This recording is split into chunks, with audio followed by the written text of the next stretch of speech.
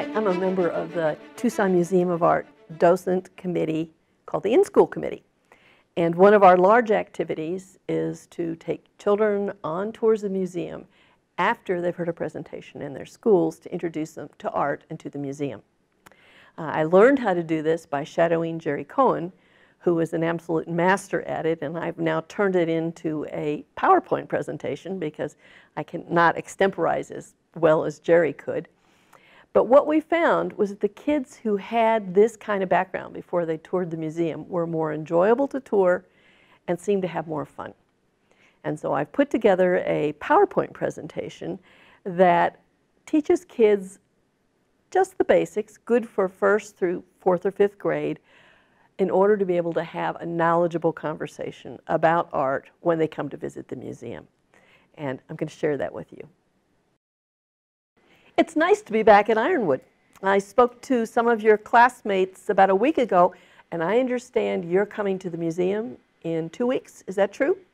Yes. How many of you have been to the Art Museum in Tucson before? Well, you've got a treat ahead because the Art Museum is bigger and better than it was last time you were there. We've expanded. My name is Mrs. Hamilton, and I'm a docent at the Tucson Museum of Art, and I'm here today to have a conversation with you about art. This is a picture of the museum, which you should recognize. And do any of you remember why it's built into the ground? Think about the weather in Tucson in the summertime. It's very practical to have a museum that's largely underground because it takes care of the pictures. And in fact, our pictures are stored in an underground area if they're not up in the museum. Okay. Let's start with a basic, and there is no wrong answer. What is your definition of art?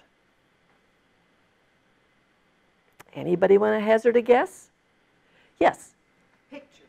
Pictures. Pictures are definitely art. Paintings, photographs, pictures. Anything else? Yes? Something pretty to look at. Art is very often something pretty to look at. That's why we hang it on our walls. Anything else? Yes? A way to tell stories in pictures instead of words. It very often tells us stories. As you can see, there are lots of different ways you can decide to define art. But I have to tell you, my favorite definition of art didn't come from an art textbook, didn't come from an artist, came from a 2nd grader. He was sort of screwed up his face and said, you know, I could tell he had a definition. And I said, okay, what is your definition of art? And he said, art is ideas you can see. And to me, that is the most perfect definition of art I've ever heard or read anywhere. Sends chills down my spine. Now, before we get started, we're going to talk about a little of the language at the Art Museum. If you go into medicine, you become a doctor, you have your special language. If you become a lawyer, you have your special language. If you become a teacher, you have your special language, and we have a language too. So important new words for you. What's a museum? Yes? Somewhere you go to look at art. It's somewhere you can go to look at art or other important things. You can go to learn about history. You can go to learn about animals. If you go to the Sonoran Desert Museum, you can learn about cacti. A museum is a place where things are brought together for us to learn from and to enjoy. I'm a docent. That means I don't get paid by the museum. I'm a volunteer, and I took a class in art because when I started, I had just retired as a nurse, and I knew nothing about art. And the museum taught me about art, and I'm going to share a little bit of that with you today. A gallery is an area in the museum where the art is brought together to enjoy as a group. So we have a number of galleries. We have a gallery for contemporary art, new art that's being made today. We have a gallery for Western art, and those galleries are designed and selected by people called curators. Curators are women and men who are highly trained, usually have a master's or a PhD, in displaying art and teaching us about it. And so they think a lot, not only about what's going to go in a specific gallery, but what will go next to what. So when you see our galleries, and they're all rearranged now, try to follow the line of thought that the curators had when they put the art together in that way. Now, we do have a few rules because thousands of people come to our museum every year. And we want to make sure that the art stays protected and that everybody in the museum will be able to enjoy the art, even when a bunch of you are touring it. So here are our rules. Always stay 3 feet away from the art, a little bit longer than your arm length. Never touch the art and never touch the walls. Do you know why you wouldn't want to touch the art? Anybody have an idea? You all have oil on your fingers. And if 1,000 of us, even though we have very clean hands, touched the same spot on the art, we'd leave smudges. And we want the art to be nice for a long time. So it's important not to touch the art. And the same thing with the walls, because most of the walls are white. And we know how our moms feel when we put fingerprints on white walls. Stay together as a group. We're going to have a conversation as a group. You'll be with between 7 and 9 of your classmates. And we don't want you to run, and we don't want you to wander off, because it's hard to have a conversation when somebody's over there and someone's over there. You cannot bring backpacks, because you might back into the art inadvertently, drinks, pens, gum, or phones into the museum. Phones, because I want to have your attention. I don't want you to be talking. Pens, because they can damage the art. Gum, because it could damage the art. And obviously, drinks can spill. Please use quiet voices when you're in the museum, because you'll see other people in the museum when you're there, and you don't want to distract from their experience. And if you want to contribute to the conversation, if you can raise your hand to be recognized, that makes it a little bit easier. We're not going to go to the gift shop this visit, although we do have a gift shop. And if you need to use the restroom, try to remember to do it before we go on our tour. Although if you do need to go during the tour, just tell the chaperone with your group, and he or she can take you. This is a picture I love. What's it a picture of? What kind of dog? A dachshund. It's a wiener dog. And what's really amazing about this particular picture, it was done by a man named Mr. Picasso, and he did it with 1 line. It all started with a dot, said an artist named Mr. Clay, and you can make this picture. Mr. Picasso enjoyed doing it this way without ever taking your pencil off the piece of paper. It's very simple, but it's obviously a wiener dog. So a line is the most basic type of art. Talk about the basics. Artists make choices. Now they make a choice. Do I want to make a picture? Do I want to do a sculpture? Do I want to glue things on a piece of paper and make a collage? That's one type of decision. But the other decision is, how do I take the basic working pieces of art, the elements of art, the building blocks, and how do I use them to get my artist ideas across? There's 6. There's 6 choices I can make. We're going to talk about each of the 6, and then we're going to take some look at some artworks and decide what the artists were trying to tell us by the way they used those elements. First element, back to the wiener dog, lines. An amazing amount of art is just made with lines. Drawings, etchings can be just made out of lines and very much be art. Those lines can be narrow, they can be wide, they can be, whoops, and I am dealing with a new gadget, so I'm learning how it works. They can be, lines come in all different sorts. They can be narrow, or wide, or dashed, or dotted, or straight, or curvy, or jagged, or vertical, or horizontal, or diagonal. Now the lines and the way they're used can really change the mood in a painting. And we're going to look at some paintings and see how that works. What kind of lines did an artist use in this particular painting? Vertical lines. And what you can see, these cactuses go up and down, and then there's a jagged line in the background. Why did the artist, do you think, use vertical lines?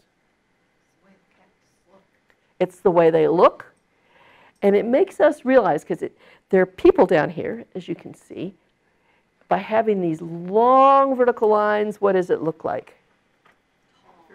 Very tall. So one of the ways that artists will use lines, especially vertical lines, is to make them very tall, and it makes the people look very small. Now, sometimes the artists don't make the lines quite so evident. This is a painting I love that you may see called The Rampage. It shows a cowboy getting bucked off a horse who's already lost his hat. And here there are a lot of diagonal lines, which are particularly important because diagonal lines draw your eye and they insert motion into a picture. They make something happen. So if I were to, I could say, look at all the diagonal lines that are implied in this picture. That horse is not standing still. That horse is bucking for all he's worth, and those diagonal lines tell us that very emphatically. Number 2 element. Now, what was the first element? Lines. This is the second one, shapes. When lines get together, they create shapes. The shapes can be rounded, they can be squared, or they can be what's called organic, which is that mushy thing in the middle that's neither rounded nor squared, nor triangular. Okay, pick out a shape in this painting. It's by a man named Botero, and interestingly enough, the shape he uses here is a shape he uses in a lot of his paintings. What shape can you see? Absolutely. He loves round faces. He also likes triangles. So we can see some triangles here, but he really likes that round face. That's one of his favorites. Okay, lines, shapes. The next element of art is to decide, I'm going to get off this piece of paper. I'm going to make something that's three-dimensional. What is something that is three-dimensional called? It's not a painting. Sculpture. And it's significant because if something has form, you can walk around it. It's not consigned to just hanging on a wall. It's not flat. It has true depth. It has 3 dimensions. Here we have a sculpture by a man named John Chamberlain who loved to make his sculptures out of pieces of automobiles. And this is a beautiful piece called The 3 Legs of Man. You can walk all the way around it. And it wouldn't be the same if you were just painting those shapes on a piece of paper, although it would still be quite nice. Element 4 is my favorite, I have to admit. I love color. And color is magic we can see. Now this circle has half of it labeled cool and half of it labeled warm. I'm pretty sure the piece of paper that this was on is the same temperature all the way across. Why is it called cool on the left? It looks like water. Or trees. Or trees. It looks serene. It looks refreshing. It looks like where I want to be in Tucson in July. How about the other side? It's warm. Like fire. Like fire. Like Tucson in the summertime. Like the sunshine. And so really you get a mood when you use color. Color can be quite amazing that way. And we'll see some ways that artists use that. Okay, let's start out with a picture. And you'll see this picture perhaps when you come to the museum. This picture is really kind of neat. Can you tell what it's of? It's almost abstract. It's almost not exactly a picture of something. It looks like a cowboy. And what's the cowboy doing? He's on a horse. And this horse, once again, we can see diagonal lines because this horse is bucking. It's a really neat picture, but look what happens when I add color. And that's what I mean when I say I think color is magical. If I were an artist, I think that the element I would have the most fun with would be color. And what's fun about this one is that the artist uses things like making the horse blue. Why not? I have blue paint. You still know it's a horse. The colors in this are wonderful, and I do hope your group gets to see it when you tour, because it's a magnificent painting because of the bright colors. I sometimes like to play a game when I tour the museum, and I think if I could take a picture and take it to my house and hang it and look at it every day, which picture would I feel that way about? And this is definitely one of those pictures I would like to look at every day. 5th element, space. Now space doesn't mean depth of space, it means space on a flat surface. Here we have the same picture, and the space is either the space of the subject of the picture, in this case, this is an Indian chief, or it can be the space around him. This is a terrific, believe it or not, it's a painting. It looks like a photograph. It's very carefully painted to look like a photograph. And what I did here was I got rid of the black around the character, our friend, the Indian chief, and made it white. Which do you like better? Why? It really stands out. And it really stands out. And it's very interesting because the name of this picture is White Clothes. And he wants us not to think of them as the color white, but as clothes worn by white men, as opposed to traditional Indian clothes. And I like this one better too because you really are pierced by his eyes. He really makes eye contact, and he is noble and he is thoughtful. I would trust his advice. He looks like a very wise person. Final element, texture. Now you can almost feel texture even when it's on paintings, although you're not allowed to feel the texture. And these are two great works that we have in our museum right now for texture. The one on the left, literally there is texture in the way it's painted because the artist mixed wax with his oils and his latex paints. And consequently, you'll see it looks like it was laid on with a knife because it was. That artist wanted that texture to be part of it. This is a funny painting because when I ask kids around Halloween what it's a painting of, what do you think they say? Bats. It's actually supposed to be cattle. But if I want to see bats in it, because it's not really all that representative, if I want to see bats, I can see bats in it. The painting on the other side is not made out of such rough material. It's quite a bit smoother to look at, but the topic is rough. And interestingly enough, you look really closely, you'll see the artist mixed glitter with the paint to give it just that little extra bit of excitement. Now, we have 4 types of paintings. And when I call them types of paintings, what I mean is what they're paintings of. The first are portraits, the second are landscapes, the third are still lifes, and the fourth are abstracts. And some of you may have done these kinds of paintings in your classrooms. If you haven't, let's do a little reviewing. Portraits show a creature. What's really nifty is a creature can be a person, like your brother or your sister. It can be an animal, like your pet, or it can be imaginary. And here we see on the left a painting, once again that was painted with a knife rather than a brush, of an Indian peeling corn. And on the right, we see a 2-headed version of Frida Kahlo, who was a very famous Mexican painter, but who did not have 2 heads. The idea that this artist is trying to give us is she really had 2 types of lives. A life as a woman and a life as an artist. Okay, which of these 2 has form? So going back to the elements of art. Yes, in the back row. The sculpture. The sculpture, that's right. And you'll see not only does she have form on her body, but when you look at her, you'll see little forms all over her dress of all of her influences, all the things she thought about when she made art. Landscapes take us out of doors. Now, this is a funny picture with a little bit of a story. It is a photograph of a river. And how does this make you feel when you look at it? Peaceful, calm. I took most of the pictures that I'm showing you from the web that the museum maintains with copies of all of its pictures. But what was really interesting was I had seen this picture, and when I copied it from the web, it was a completely different color. And what's really interesting is that feels very different. That almost feels like a glacier, whereas that feels like a really nice, cool river in Colorado or Arizona.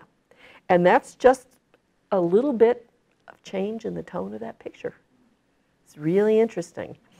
So it's important, and one of the reasons I'm excited you're coming to the museum, I can show you pictures of pictures, but when you see them for yourself, they're far more special. And you see the colors the artist intended. Still lifes focus on arrangements of objects. They're still. They don't move. They don't go anywhere. This particular artist loves to paint still lifes with Western topics, sometimes even topics that make fun of the West. But what is interesting is that still lifes are usually bunches of shapes. Let's talk about the shapes you see here. What shape do you see here? Diamond. Where do you see the diamonds? In the blanket. In the blanket. There are diamonds there. What other things do you see in here? I see a diamond if you look at the top of the cactus to the horse's head, down to the feet, up to the feet. That whole statue is a diamond. And the cactus, once again, we see are lines. Any other shapes? Horses. I see a Don't- triangle. Where do you see the triangle? In the drum. In the drum. And this big, beautiful, roundish shape, it's not quite round, it's a vase. And then what I find interesting are also the lines in this. We see these really bold lines, and then we see these kind of still lines. We put them all together, and even though it's a still life, there's a lot going on in here. And when you get up close as you can get, which is how close? 3 feet, you will see the detail is so fine. This particular is a bead. This area here is a beaded piece, and when you look at it, you'll see every single bead. About 2 years ago, Mr. Shepard displayed one of his still lifes in the museum, and what I found most interesting was they had in a case next to it the actual stuff he painted. And the only difference was he made the fringe on the beaded piece a little shorter. Other than that, it was exactly the way it looked in the picture. Okay, abstracts. I have to admit there are times when abstracts are my favorite. Tell me what this painting is of. Venice. Color. Boxes. A belt, a tied belt. A train. You know what's really interesting? You're all right. An abstract is not a picture of anything in particular. An abstract is trying to capture feelings, emotions, moods, ideas that aren't specific. Now, unfortunately, all the art I'm showing you in these slides today, you can see at the museum, except for these two. And these two paintings would each probably sell for over $100 million a piece. They're by a man named Rothko, and he painted very simple paintings. At least they look simple. Because the reality is, he painted layer after layer after layer of transparent paint. And if you see a Rothko, and they're in very big, very rich museums around the country, they almost look like they vibrate because of all the layers in them. Okay, let's look at the one on the left. How does that make you feel? Cool. Dark. A little scary. The purple, a little sad. It's that cool side of the color wheel. How about the one on the right? Almost looks like exactly the same painting. Feels altogether different. Hot. Happy. Bright. Peppy. Moving. I think I might want the left one in a bedroom, and I think I might want the right one in my living room, because they have very different moods. And I urge you, if you ever find yourself in a place where you can see one of these pictures for yourself, do so, because no print can ever capture what these look like for real. And I suggest you just sit and look at it for a while. When I did, it started to move back and forth, which really completely surprised me. So, portraits, landscapes, still lifes, abstracts, 4 types of painting. And they can be expressed in a whole bunch of styles. The person on the left, our Indian chief, looks like a photograph. So it's called photorealistic. You look at it from a distance and you cannot believe that somebody had a brush that was so tiny that it could be painted. The one in the middle, Three Horses Crossing by Mr. Post, who has a big exhibit up right now in the museum, you can tell what they are, But it's a little romantic. It's not as realistic. You know there are 3 courses. He wants to give us the mood. He doesn't want to give us a whole lot of specifics. And the one on the right is sort of semi-realistic. It looks sort of like an Indian person, a Native American, looking out into the distance. However, I did once tour a group of kids. It was about 12:15. Kids were sitting on the floor staring at the one on the right, and I said, "What does this look like?" And one little boy said, "I am so hungry, it looks like a burrito." So paintings are what you see in them. And if you can't tell what the subject is, it's abstract. For example, here's an abstract painting that's up in the museum right now. How many elements of art do you see in this? Color, lines, shape, space. So and value. What's really interesting here are the decisions that the artist made to make this very interesting. It's the difference between if I had done this painting and the artist. For example, we can see how this line across here is the same as the line at the top and the bottom of the painting. Almost makes it look like the middle part is sort of sinking underwater a little bit. And then we also have these wonderful squirrely lines that don't look like anything in particular, except they look like something's going on. It's an abstract, but it's an abstract I can look at for a long time because it's interesting. And the colors are simple: gray, yellow, orange. That's it. But it's a very interesting abstract painting. Okay, we'll go back to our burrito / Native American. What elements of art do you see here? What color jumps out? Red. In fact, when you see it for real, it's almost a magenta. It's almost a purplish red with orange at the top. What other elements of art do you see? Line. And where do you see specifically a line? The line that goes across. This line right here that looks like maybe some kind of a weapon, like an Indian's bow, something of that sort. And then any other elements of art? Diagonals. There are definitely diagonals down here. And a shape of a triangle for good service. Anything else in here? Vertical, and where do you see the vertical line? The body is straight up and down. And then we have circles. It's very simple. And another line that's there that kind of spooks me out are the eyes. They make a straight line back and forth. And it really gives the feeling that even though this is semi-abstract, you sort of get the feeling of a Native American who's peering far into the distance. And you don't know if it's the distance of time, like looking into the future, or whether it's the distance physically. But it's another one of those paintings I would love to have in my house. I could stare at it and stare at it. Okay. We basically have 2 paintings by 2 different artists that are kind of the same painting. What's the topic? The desert and cactus. And what's the difference between them? One is warmer, one is very cool. One is very cool, one is daytime, and one is nighttime. How do we know the one on the right is nighttime? And blue. And you'll see, especially when you go in the Western art, it's pretty funny that they paint pictures that they want us to be able to see, they paint blue as though there's a full moon out. And everything is bathed in blue. Now, we have been looking at art made by artists who probably went to art school. Most artists go and they study. You often get a master's degree. But there's another type of art that we have a wonderful exhibit of here. And it's particularly wonderful because it's art that is very typical of this area in which we live. This area of Mexico, Central America, Arizona.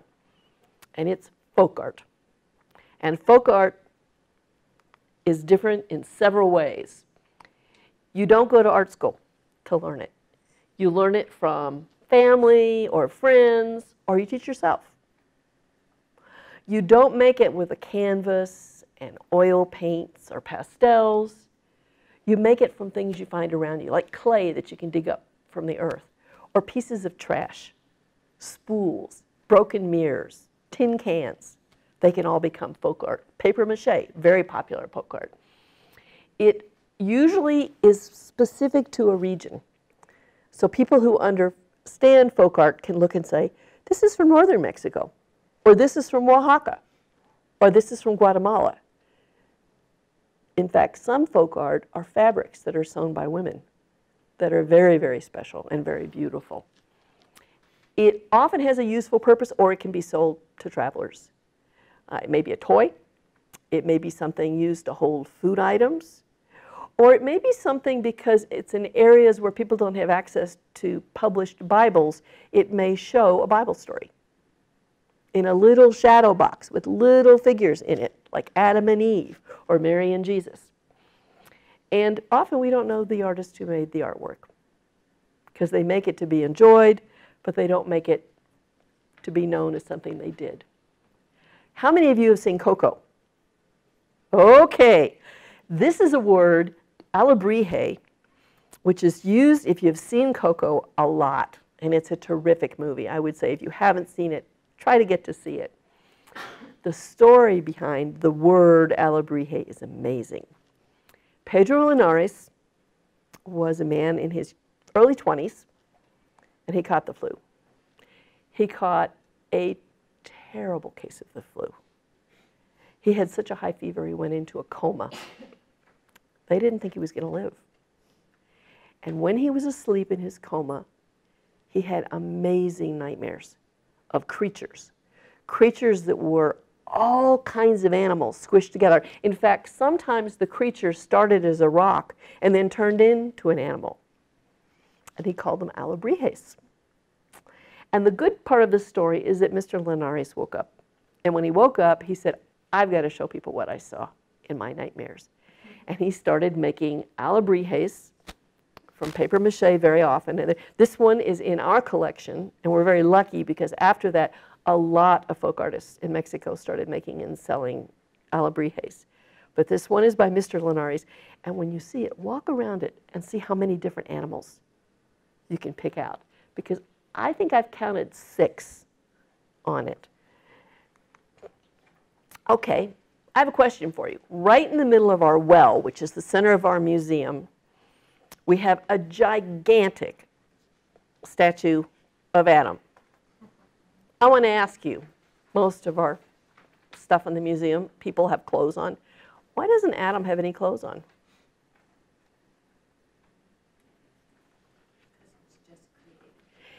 He was just created, and thus there wasn't any H&M. There wasn't any Century 21. He didn't have any place to buy clothes. That's one reason. And the other reason is it is really, really difficult to capture the human body accurately. And so a lot of artists have done sculptures and paintings of human bodies to try to show how they can capture them. There are 2 flaws in the way his body was captured, but they're both purposeful. It was made by a man named Mr. Rodin. The first is that this finger is very large. And the reason that finger is very large is that it's very important. There's a wonderful picture that your docent may show you that is in the Sistine Chapel in Rome from the Bible story where God reaches down with his finger and touches Adam's finger and makes him come alive. And so Mr. Rodin wanted us to know that is a very important finger. We all owe life to it. The other thing that's interesting here is the oversize of his feet. And there are 2 theories about that. One theory is so he won't fall over. And actually, when you make a sculpture, one of the big issues is how to keep the thing balanced if it's tall so it won't fall over. And the other is because he's very rooted in the earth.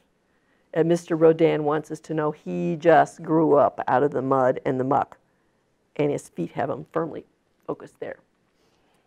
You will see labels in the museum. They're called didactics. I don't know why they're called didactic. I personally think it's a silly word. I think we ought to call them labels, but I don't make this decision. You'll find them, and they'll give you a lot of good information. And they're both in Spanish and in English.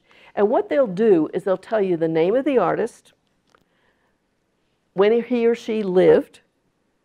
So if it says 1892 to 1920, you know they're not around anymore. If it says 1949 dash, you know they still are.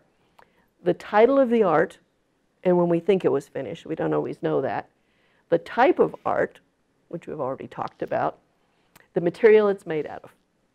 So you can learn a lot. Now, some artists like to trick us, especially artists who do contemporary abstract work, and they'll call it something like work number 20 because they want us to fill in the blanks. Some of the exhibits are temporary. So if you come back in 6 months, there'll be some areas in the museum where the art will be completely different.